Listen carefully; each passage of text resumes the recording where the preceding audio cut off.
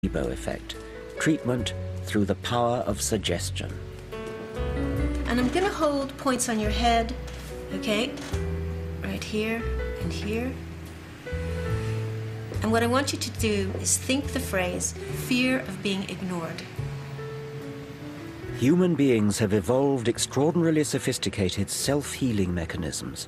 Above all, a powerful immune system. Fear of being ignored.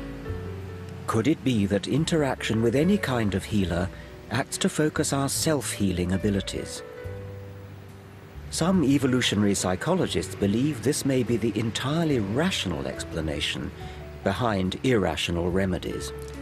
Fear of being ignored. It works because most of medicine, in fact, is a case of self-cure. When the pain goes down after taking placebo medicine, or under the influence of acupuncture, for example, it's our own minds which have reduced the pain. Yes, surely what you're saying is that we get better anyway. Why then would alternative medicine be better? Surely an ordinary doctor might do that. Real medicine does the same, but I think we shouldn't underestimate the powers, and sometimes the superior powers, of people who go under funny names or have funny authorities written up on the wall and so on, because some people respond to that information much more than they would to the conventional information in a doctor's surgery. Nevertheless, I have a sort of hankering after what's actually true. How far do you think so-called alternative practitioners believe the mumbo-jumbo that they say is the theory behind their potions, and how far do they know that it's a placebo? Are they deceiving or are they self-deceiving? I think in many cases they're self-deceiving. Well, it's not even self-deceiving. They have seen in their own experience that these treatments work, so they believe in them. They have then to invent a rationale, some spiritual or magical explanation of what they're doing. You know, supposing you were a miracle worker in the 2,000 or 3,000 years ago, supposing you were Jesus and seeing that, you know, lame men got up and walked when you told them to, you'd be rather impressed with yourself, wouldn't you? Yes. But I'm sure it was a placebo effect. Yes, quite, yes. I still believe scientific medicine offers more effective and more honest treatment. But I accept Nick Humphrey's point that alternative medicine is peculiarly well positioned to dish out placebos.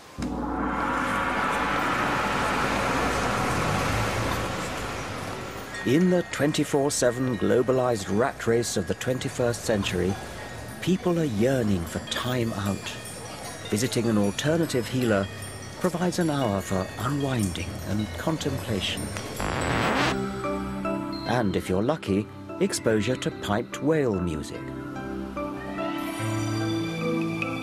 Much of alternative medicine is about cosseting, about making the patient feel pampered, feel as though they're the center of attention.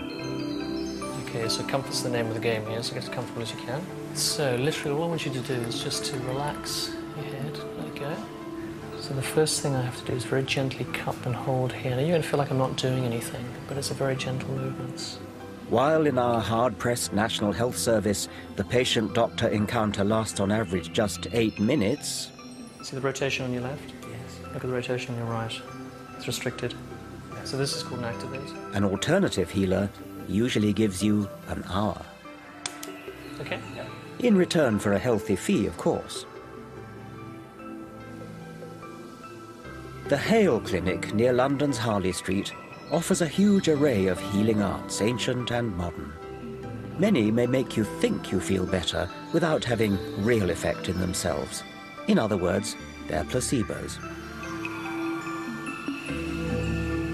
If I were wanting to exploit the placebo effect, then I would do exactly what you're doing.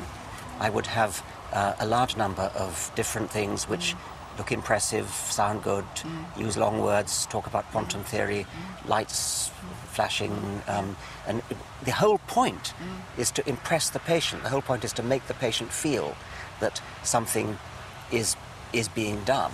But something is being done. I mean, I would disagree with you. That I think something is being done. And why are we so good at placebo and the orthodox medicine is not? Oh, well, they're pretty good at it too. And I mean, I find when I go to my doctor and he just talks to me, I seem to be miraculously cured as a well, that's very, very important. It is very important. But maybe he's giving you some healing energy, you don't know. Well, he wouldn't call it that. Yes, I know he wouldn't call it that, yes. but it could be. It's very, very important to talk, to find out, to take a proper case history. But I don't think it's the only reason. I think complementary medicine has effect over and above that, in my opinion. Yes. Do you ever do clinical trials on your methods, or do people come in and do them for you? We've done one study at Hammersmith Hospital on stroke patients that was funded quite a few years ago. And what treatment were you giving them? We were giving an Ayurvedic treatment called Mama Massage, and it was only a pilot study, and it showed an improvement in a certain number of patients. So what was the control in that case? There wasn't a control, it was just an outcome. It was just a pilot study. So that's not really a proper trial. Do you think there's a bit of a double standard? Doctors have to spend 6 years qualifying and so on. Isn't it just a bit too easy to set yourself up in practice without qualifications and without... Which ones were you thinking of? Well, what about the Ayurvedic one, for example? Well, there's a 4-year degree course here. What do they learn? What do they learn? They learn the principles of Ayurveda. They will learn anatomy and physiology. I mean, it's one of the oldest systems of medicine in the world, Ayurveda. It's old, yes. Doesn't make it good, though, does it? No, but it shows it has a lot of experience. The idea that ancient equals years of accumulated wisdom is a fallacy. It's a teasing irony that the moneyed classes in the rich West are indulging superseded Hindu healing magic when, back in India, people are voting with their feet and opting for modern vaccines and antibiotics. Resuscitating Ayurveda today is rather like bringing back bleeding with leeches.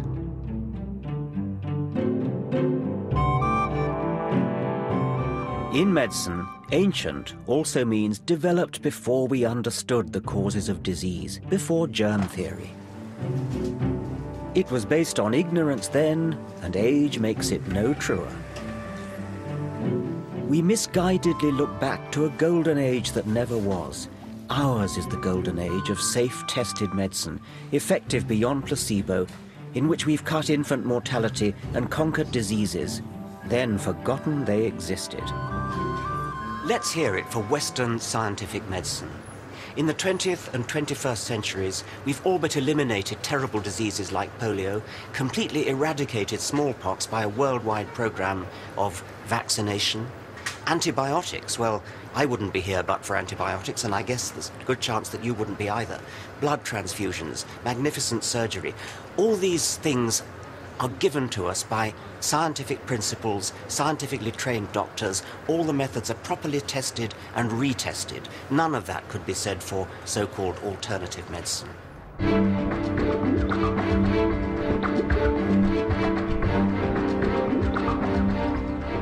The indulgence of superstitious alternative remedies implicitly casts doubt on scientific advance and undermines confidence in real medical progress.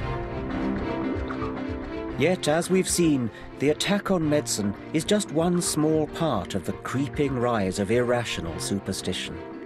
In Ayurveda or clairvoyance, homeopathy or astrology, we're confronted by those who deny evidence of the real world and instead bend reality around a dogmatic belief system handed down by tradition. Skeptical, rational inquiry is always the best approach. We don't have to follow the herd and buy into trendy, untested health fads. We don't have to be swayed this way and that by media-driven health scares. Instead, we can think independently and be truly open-minded. That means asking questions, being open to real corroborated evidence. Reason has liberated us from superstition and given us centuries of progress. We abandon it at our peril.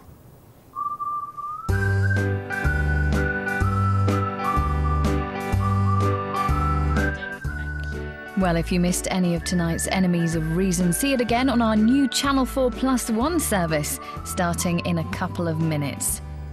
Next up, Channel 4 meets people who amazingly have lived across 3 centuries, the oldest people in the world.